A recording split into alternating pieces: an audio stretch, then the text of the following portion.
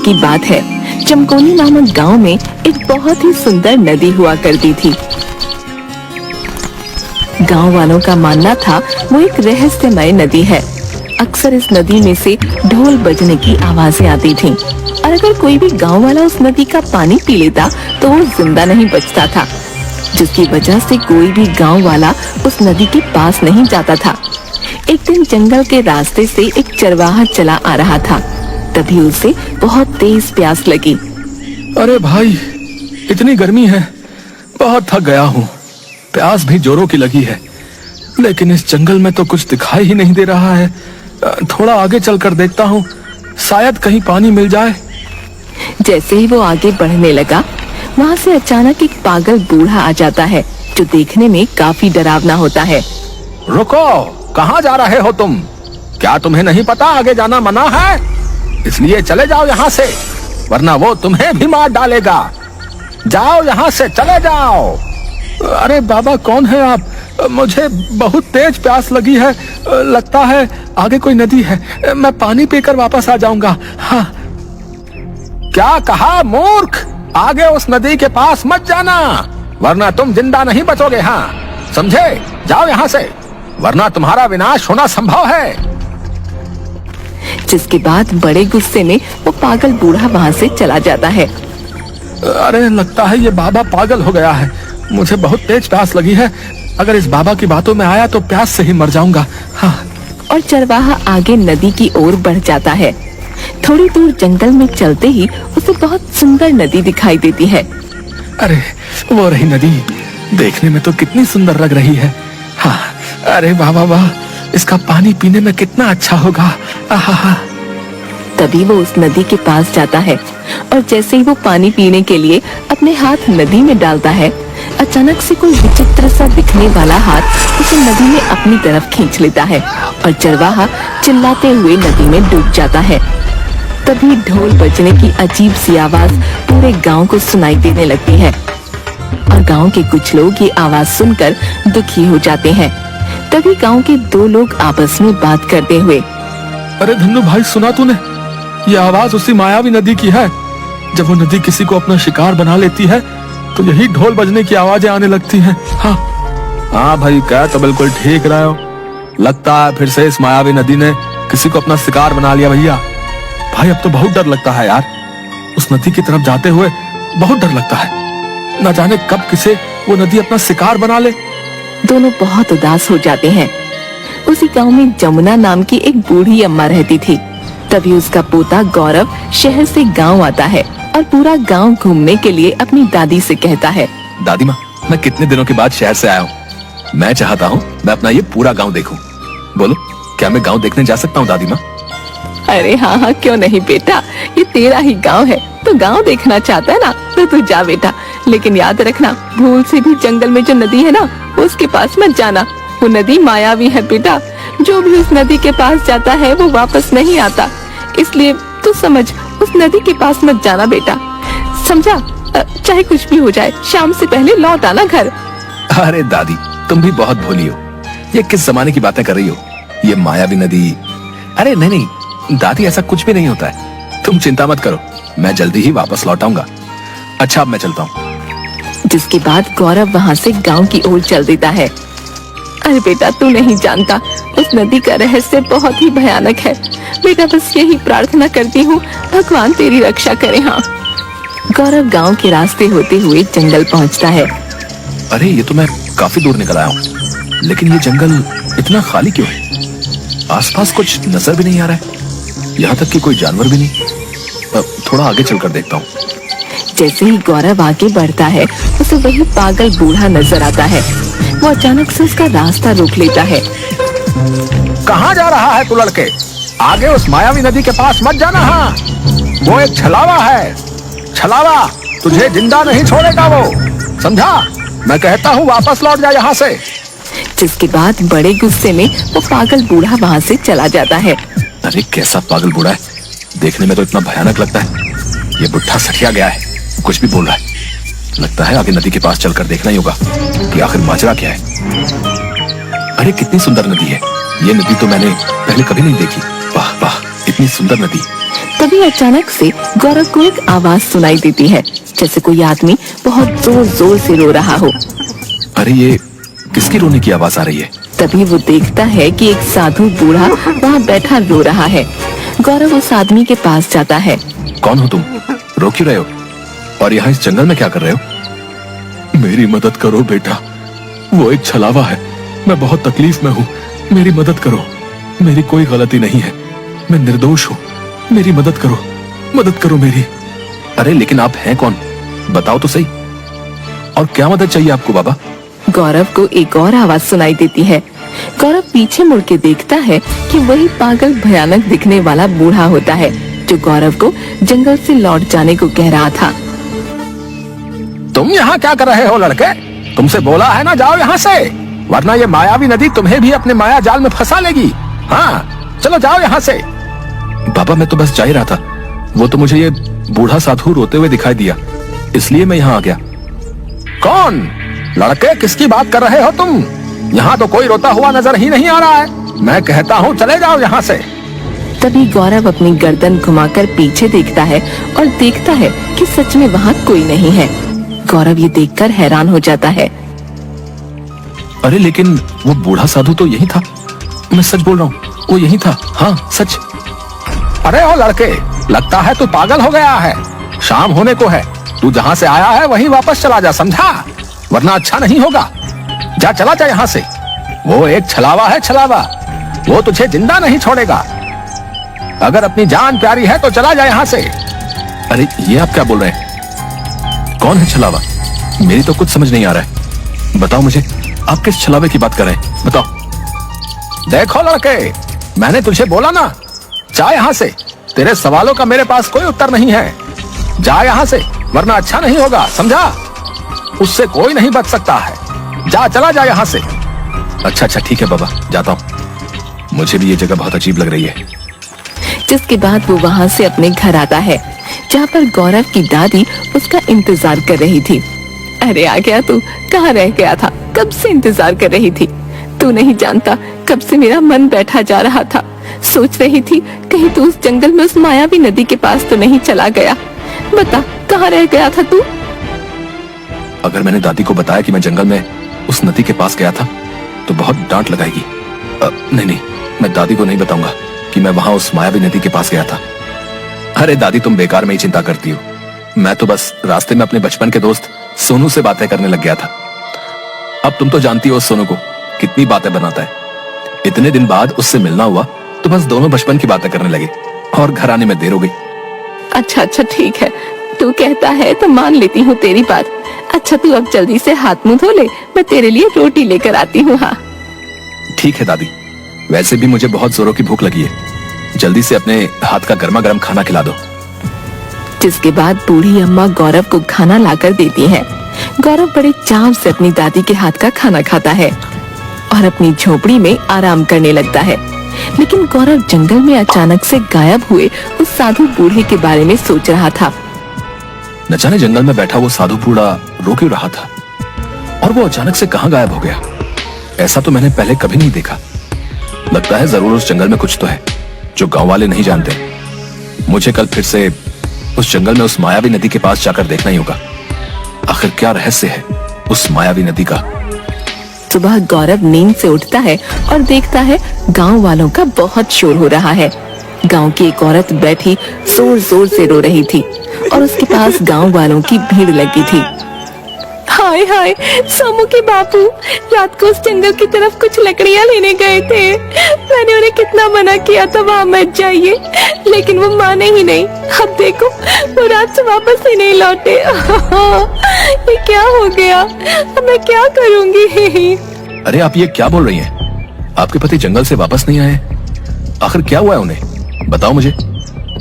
अरे बेटा तुम्हें नहीं पता, उस जंगल में उस मायावी नदी के पास जो भी गांव वाला जाता है वो लौटकर वापस नहीं आता है। वो नदी मायावी है बेटा, वहाँ से कोई जिंदा वापस नहीं लौटता है। गौरव को ये बात बहुत हैरान कर देती है।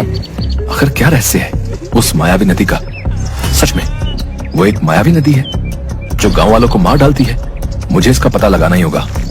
गौरव जंगल में मायावी नदी के पास जाता है और शाम हो जाती है कि अचानक से गौरव को किसी की आवाज सुनाई देती है, मानो कोई किसी की आराधना कर रहा हो। ओम द्वितीय देव प्रसन्न हो, ओम द्वितीय देव प्रसन्न हो, ओम द्वितीय देव प्रसन्न हो, आओ मेरे समक्ष प्रस्तुत हो। अरे ये अजीब सी आवाजें कहाँ से आ रही हैं? चलते चलते गौरव जंगल में मायावी नदी के पास चला जाता है और वो जो देखता है उसे देखकर गौरव हैरान रह जाता है। वो देखता है कि वही पागल बूढ़ा एक बहुत बड़े राक्षस की तस्वीर के आगे बैठा है, आराधना कर रहा है और वहाँ पर कई शव रखे हुए हैं। ओम द्वितीय देव प्रसन्न हो, आज बस एक और इंसान की बलि देनी बाकी है आपको, फिर उसके बाद आप प्रसन्न हो जाएंगे और मुझे संसार में सबसे अधिक शक्तिशाली होने का वरदान मिल जाएगा। ये सब देखकर गौरव के होश उड़ जाते हैं। ये सब यहाँ क्या हो रहा है?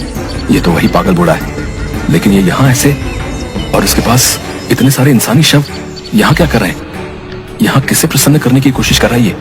कौन है ये राक्षस? मेरी तो कुछ समझ में नहीं आ रहा है। कि तभी फिर से किसी के रोने की आवाज सुनाई देती है। अरे तो बिल्कुल वैसी रोने की आवाज है जैसे मैंने कल सुनी थी। गौरव अपनी उल्टी दिशा की तरफ चलने लगता है और देखता है वही बूढ़ा साधु नदी किनारे बैठा रो रहा होता है। गौरव उसके पास जाता है। अरे तुम तो वही साधु हो ना जो कल यहाँ बैठे रो रहे थे, और अचानक से तुम गायब कैसे हो गए थे? आखिर कौन हो तुम? बताओ मुझे, तुम रो क्यों रहे हो? मैं तुम्हारे बारे में जानना चाहता हूँ, बताओ मुझे। मेरी मदद करो बेटा, मुझे मुक्ति दिलाओ। मैं तो कई साल पहले ही मर चुका हूँ, लेकिन मेरी आत्मा आज भी यहीं भटक रही है। उस पापी को जब तक उसके किए की सजा नहीं मिलेगी, मेरी आत्मा यूं ही भटकती रहेगी, इसे कभी शांति नहीं मिलेगी। ये तुम क्या बोल रहे हो? क्या तुम सच में मर चुके हो? लेकिन कैसे, आखिर कैसे? और कौन है वो पापी जिसे तुम सजा दिलाना चाहते हो? बताओ मुझे। बेटा, बहुत साल पहले की बात है। मेरे पिताजी रायगढ़ के एक पुजारी थे। हम दो भाई थे। पिताजी ने हम दोनों भाइयों को एक समान ही सीख दी थी। मैं बचपन से ही बहुत होशियार और सीधा था, लेकिन मेरा भाई नीलनाथ उतना ही चालाक और घमंडी था। उसे बचपन से ही सबसे शक्तिशाली बनना था, इसलिए उसने इसका गलत रास्ता अपनाया। वो दिति नामक राक्षस की पूजा करने लगा और उस राक्षस को खुश करने के लिए इंसानों की बलि देने लगा। जब ये बात मुझे पता चली तो मैंने पिताजी को ये बात बता दी और पिताजी ने सभी गांव वालों के सामने उसको बेइज्जत करके गांव से निकाल दिया। तब से नीलनाथ मेरा भाई मेरी जान का दुश्मन बन गया और उसके दिति राक्षस को खुश करने की विधि भी अधूरी रह गई। एक दिन जब मैं इस गांव में ईश्वर की तपस्या करने आया तो मेरा भाई नीलनाथ, जो पहले से ही इस गांव में दिति राक्षस को खुश करने के लिए उसकी आराधना कर रहा था, एक दिन उसने मुझे इस नदी के किनारे तपस्या करते हुए देख लिया और उसमें मुझसे बदला लेने की भावना जागृत हो गई। एक दिन वो पापी दिति राक्षस को खुश करने के लिए नदी किनारे आए लोगों की बलि देने का षड्यंत्र रचने लगा और एक एक करके कई गांव वालों को मौत के घाट उतार दिया। लेकिन उसने इस सब का दोष मेरे माथे लगा दिया और उसने मुझे इसी गांव के लोगों के हाथों मरवा दिया। मैं तो कई साल पहले ही मर चुका हूं बेटा। अब मैं एक आत्मा हूं जो तुमसे बात कर रहा हूं, लेकिन मेरी आत्मा को आज भी मुक्ति नहीं मिली है। मैं तब से यही इसी जंगल में भटक रहा हूं। गौरव ये सुनकर हैरान रह जाता है। ये तुम क्या कह रहे हो? क्या सच में तुम्हारा दुष्ट भाई नीलनाथ ही तुम्हारी हत्या का जिम्मेदार है? लेकिन इस जंगल में मायावी नदी में जो भी पानी पीने आता है उसकी मृत्यु का क्या कारण है?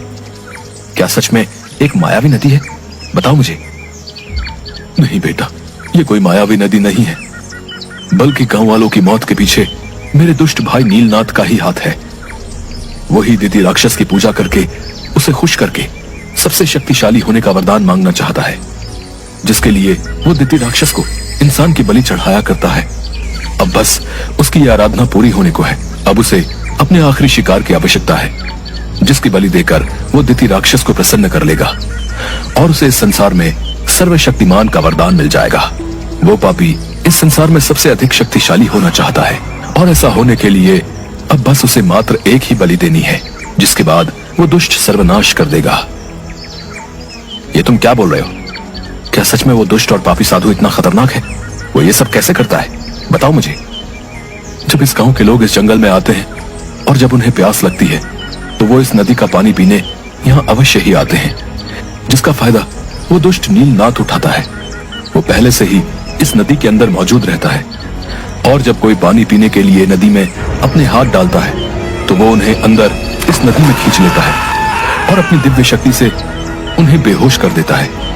ऐसा करके वो दिति राक्षस को गांव वालों की बलि दे देता है।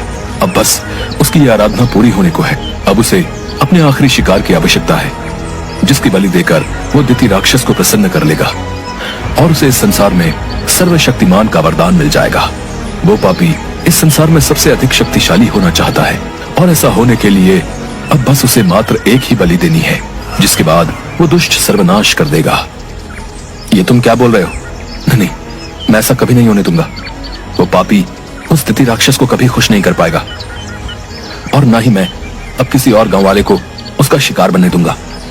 उस दुष्ट को उसके किए की सजा जरूर मिलेगी और गांव वालों को यह भी पता चलेगा कि दुष्ट तुम नहीं थे, बल्कि वो तुम्हारा भाई है, वही अपराधी है। गांव वालों की हत्या का उस दुष्ट साधु की सच्चाई मैं सबके सामने लाकर रहूंगा। बेटा, जब तक उस दुष्ट के किए की सजा उसे नहीं मिलेगी तब तक मेरी आत्मा को शांति नहीं मिलेगी और मैं यूं ही इस जंगल में भटकता रहूंगा।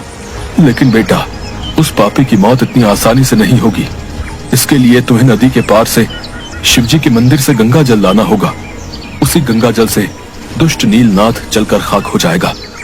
लेकिन यह सब तुम्हें बड़ी होशियारी के साथ करना होगा। अगर उस दुष्ट को तुम्हारे बारे में पता लग गया तो वो तुम्हें जिंदा नहीं छोड़ेगा। बेटा, आप चिंता मत कीजिए बाबा, मैं नदी पार जाकर शिवजी के मंदिर से गंगा जल अवश्य लेकर आऊंगा। और अब तुम देखना, उस दुष्ट नीलनाथ को उसके किए की सजा जरूर मिलेगी और तुम्हारी आत्मा को मुक्ति भी मिलेगी। अगले दिन गौरव सुबह नदी पार शिवजी के मंदिर में जाता है। वो देखता है एक बहुत ही सुंदर शिवजी का मंदिर है, जहाँ एक पुजारी बैठा था। पुजारी जी, मैं मायावी नदी के उस पार से आया हूँ। मुझे शिवजी का अमृत गंगा जल दे दीजिए। इस गंगा जल से मुझे एक दुष्ट का सर्वनाश करना है। सर्वनाश? आखिर बेटा तुम किस दुष्ट की बात कर रहे हो? बताओ हमें, क्यों तुम्हें शिवजी का अमृत गंगा जल चाहिए? जिसके बाद गौरव पुजारी को सारी बात बताता है। हाँ, क्यों नहीं बेटा, मैं अवश्य ही तुम्हें शिवजी का अमृत गंगा जल दे देता हूँ। ये तुम्हारी उस दुष्ट का नाश करने में अवश्य ही सहायता करेगा। जिसके बाद पुजारी गौरव को गंगा जल देते हैं और गौरव वहाँ से चल देता है।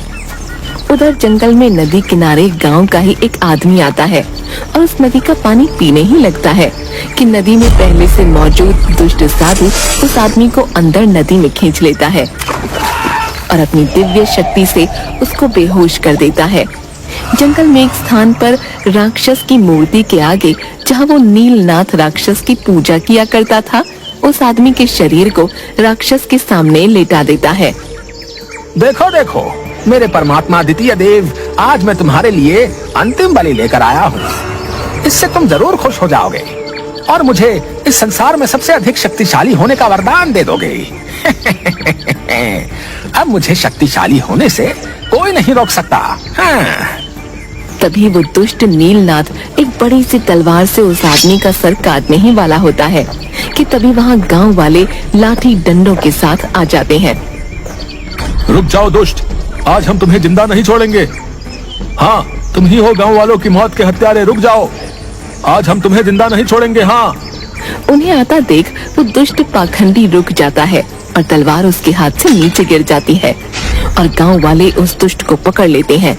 लेकिन दुष्ट पाखंडी देखते ही देखते गांव वालों के बीच से गायब हो जाता है और जोर जोर से हंसने लगता है। तुम मुझे कभी नहीं पकड़ पाओगे गांव वालों, ये तुमने अच्छा नहीं किया। आज मैं आखिरी बलि के साथ साथ अपने परमात्मा द्वितीय को तुम सबकी भी बलि दूंगा। हाँ, मैं तुम सबको मार डालूंगा। तुमने मेरी आराधना को भंग करने की कोशिश की, मैं तुम्हें मार डालूंगा। उसकी ये सब बातें सुनकर गांव वाले बहुत डर जाते हैं। तभी वो दुष्ट नीलनाथ फिर से दिखाई देता है कि तभी वहाँ गौरव गंगा जल लेकर आता है। दुष्ट नीलनाथ पापी, अब तुझे अपने किए की सजा जरूर मिलेगी। ये देख, अब तो जलकर खाक हो जाएगा, अब नहीं बच पाएगा। जितने भी तूने पाप किए हैं उसकी सजा अब तुझे जरूर मिलेगी। गौरव गंगा जल उस दुष्ट पाखंडी के ऊपर फेंक देता है। नहीं नहीं, ये तुमने क्या किया लड़के? मेरी इतने वर्षों की तपस्या को मिट्टी में मिला दिया। नहीं नहीं, ये तूने अच्छा नहीं किया। और देखते ही देखते वो पापी जलकर भस्म हो जाता है। गांव वाले बड़ी हैरानी से ये दृश्य देख रहे होते हैं और सब अच्छे से समझ जाते हैं। तुम्हारा बहुत बहुत धन्यवाद गौरव बेटा। अगर कल रात तुम हमें यहाँ आने के लिए ना कहते तो हम इस दुष्ट पाखंडी की सच्चाई कभी नहीं जान पाते। हम हमेशा से यही समझते रहे कि ये नदी ही मायावी है जो गांव वालों की मौत का कारण है, लेकिन तुमने यहाँ आकर हमारी आंखों पर पड़ा इतना बड़ा पर्दा हटा दिया बेटा। अगर तुम ना होते तो आज भी वो पापी किसी न किसी की बलि दे रहा होता। सच में तुम बहुत ही बहादुर हो। तुम हमारे लिए इस गांव में एक फरिश्ता बनकर आए हो बेटा। अरे ये तो मेरा कर्तव्य था, आप लोग मेरा धन्यवाद मत कीजिए। ये गांव जितना आप लोगों का है उतना ही मेरा भी है, इसलिए मैंने जो कुछ भी किया वो अपने और अपने गांव वालों के लिए ही किया है। ये बात सुनकर सभी गांव वाले बहुत खुश होते हैं और गौरव को अपने गले से लगा लेते हैं। तभी गौरव को वो बूढ़ा साधु नजर आता है।